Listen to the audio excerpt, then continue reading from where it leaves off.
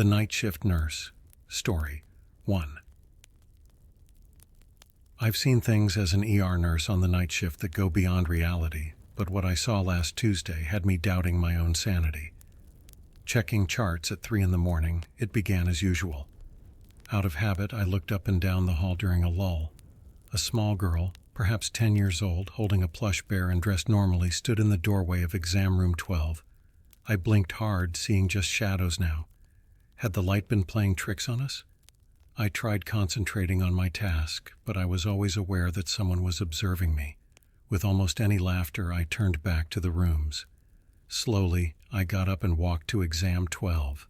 The light flickering above performed tricks, creating shapes that danced on the walls. "Hello?" my voice resounded. There was silence, yet there was someone waiting behind the locked door. I girded myself and spun the icy metal knob. The examination table was perfectly tucked beneath the chair. The cupboards were piled neatly, the sink was dry, and the room was vacant with only a soft glow coming in from the window. Nothing out of place, but a nagging feeling that they weren't alone clung to them like a cold feeling. Even though it was warm, I had goosebumps all over my body. I gave my sweater a tight embrace and cast a vacuous glance over my shoulder. Maybe just overtired, mind trickstering. I made my way back to my station, the menacing weight remaining. As my shift dragged on, I sipped strong coffee and kept a close eye on things throughout those few morning hours. Security footage the next day revealed nothing out of the ordinary. When I passed Test 12 at night, my steps speed and I still have the uncanny impression that someone is watching me from behind, despite my best efforts to explain it. My co-workers used to laugh at ghosts. I made the decision to ask to go to the day shift. It was too much, the uneasy sensation I had every night. My colleagues made fun of me and labeled me superstitious, but they couldn't comprehend the nagging fear that stalked me all the time. Story 2. The Meeting of the Orderly. Before I started working as an orderly at County General, I had no belief in ghosts or the paranormal. I'm a pre-med student named CJ, and I'm looking to earn some extra money over the summer. Constructed in the 1930s, the hospital is ancient and steeped in local folklore. Late at night, patients and staff have reported seeing dark beings wandering the halls. Nevertheless, I have always written these reports off as hearsay. After what happened to me on my shift last week, I will never do it again. Even without ghost stories, the hospital's nightly shift is unsettling. But the nurses here firmly believe that the men's room next to the abandoned East Wing is haunted. During my first week on the job, I learned about the rumors. I was advised by nurses not to use that restroom after dark. For years, there were rumors circulating about strange sounds emanating from the restroom late at night, including screams, whispers of disembodied cries, and painful moans and metal scraping. White as a sheet, the nurses who had used that restroom after dark came racing out. Even an elderly patient reportedly reported seeing a dark figure lingering in the restrooms. The crew believes there is a ghost there, thus they stay away from that location after dark. I ignored the stories, dismissing them as the product of hyperactive imaginations. Up until a few weeks ago, I didn't actually believe them. It was simply another typical night. I initially showed up at 11 p.m. to take over for the day orderly before going about my routine business. I replenished water pitchers, tidied up the rooms, and checked on the 5 patients I was in charge of.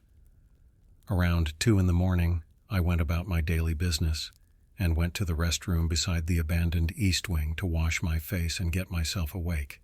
I was hesitant to enter. There was something so unsettling about the empty hallway and flickering lights. The motion sensor lights inside didn't flash. The flashlight on my phone sliced through the dark room as I made my way to the sink. I froze in place as I heard a quick shuffling noise. It originated from the final stall. More sounds surfaced, and I stood uneasy, listening to low moans and wheezes that sounded like someone in agony. But there was a lengthy, screeching creak from the stall door that made the hairs on my neck stand on end.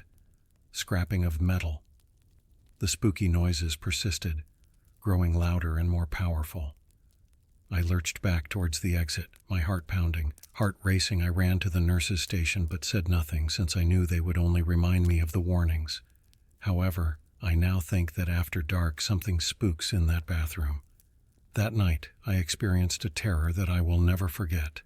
After that extraordinary experience, I never went near that hallway again. My blood runs cold just thinking about those agonized screams and sobs. I never want to use the restroom in the East Wing again, especially not by myself at night.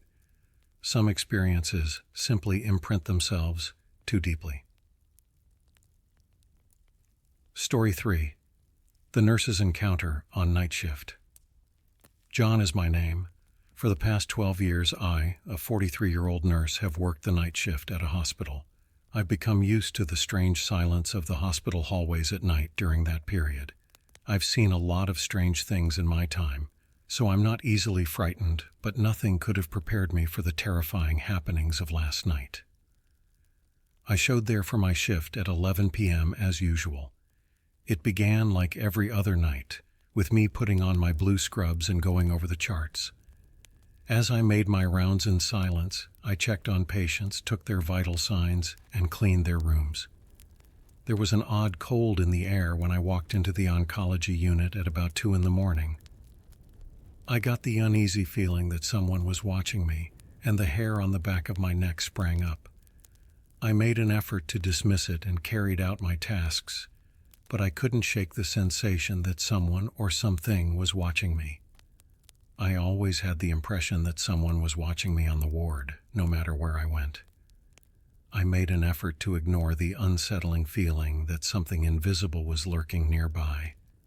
I was changing IV bags in room 313 at about 3 a.m. when the call light in 312, which is just next door, went out. I quietly knocked and moved inside. "Did you need something?" The old man laying in bed questioned me. He was sound sleeping. After checking on him earlier, I made sure he was comfortable before leaving, making sure I had turned off his call light.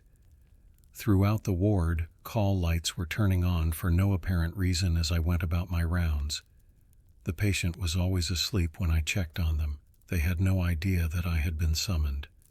My skin was crawling by now. Here, an odd event was taking place.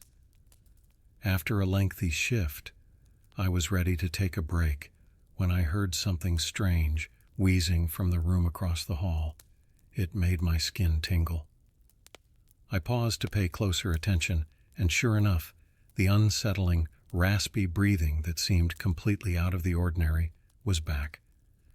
I really didn't want to investigate, but I had to find out what was happening. In complete silence, I tiptoed towards the door and eased it open a bit. The light in the restroom was flashing wildly, creating strange shadows that swirl over the walls. I struggled to see what was in the pitch-black room. That's when I noticed it in the mirror. This skinny, strange person bent over the bedridden patient. Its limbs were long and thin, and stringy hair covered its face. I swear at that moment my blood ran cold. I was paralyzed and halted in the doorway. It felt as though this thing realized I was observing it as it turned to face me. It was as though dread had paralyzed me and prevented me from running or screaming for aid. As the beast leaned closer to the patient, the wheezing became more intense, and I realized I needed to act quickly. However, how do you handle a nightmare that has come true? When the thing opened its jaws, I felt my heart leap out of my chest. In the flickering light, there were rows and rows of sharp, glinting fangs. Even simply thinking about it again makes me shiver. I was in the dark hallway, fumbling with trembling hands to find the light switch. As the lights flickered on, I found it difficult to breathe. It was nowhere to be seen, but I swear I saw a dark figure creep around the corner a few moments ago. The graveyard shift has tricked me before. This is not the first time. It's funny to work alone at night in this old hospital, yet this seemed different. There was a chill down my spine, as if something wasn't quite right. I ran to wake up my manager.